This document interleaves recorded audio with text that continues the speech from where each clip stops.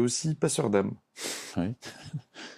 Ça te fait sourire? Oui, parce que il y a beaucoup je vais pas dire de spéculation ou enfin, il y a de la spéculation, il y a aussi de l'interrogation derrière ce terme-là. Je pense que c'est plus ça. Voilà. On s'interroge et on essaie de comprendre, alors que justement, l'idée, c'est que tu puisses nous expliquer ça Ouais, bien sûr. d'une manière très simple.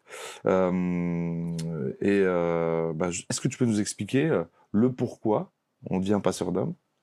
Alors, on ne devient pas, on est. Alors, quand je dis J'aime beaucoup quand on tu est avec ça. Hein. reprends que ça, c'est très bien. Ok. C'est pour ça que j'utilisais des mots bien précis. On est comme ça.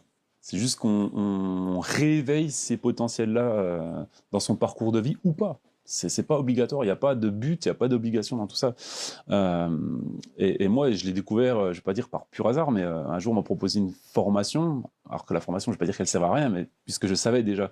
Et quand on me l'a dit, j'ai fait « Ah, ok ». Elle me dit là, typiquement, qu'est-ce que tu ressens? Je dis « Il y a ça, il y a ça, il y a ça ».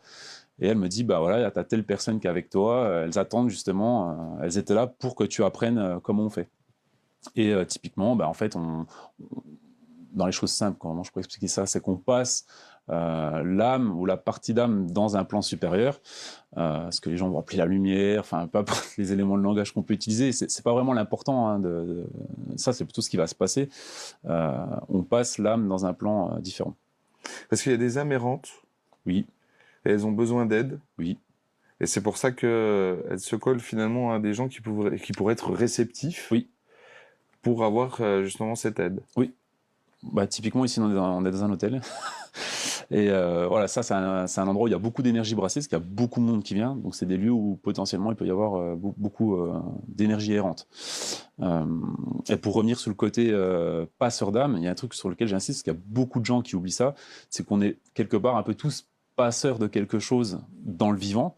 C'est ce que j'expliquais à un membre de l'équipe tout à l'heure, c'est-à-dire qu'on a tous rencontré quelqu'un qu'on a fréquenté pour une certaine raison pendant un certain temps et qui nous a amené à un certain endroit et vice-versa pour l'autre personne. Donc, on passe l'âme, notre âme du vivant, à une étape différente, supérieure, dans une évolution de quelque chose. Donc, c'est aussi quelque chose du vivant. Et j'insiste là-dessus parce que les gens se questionnent plus sur la mort que sur le vivant. D'accord. Et est-ce que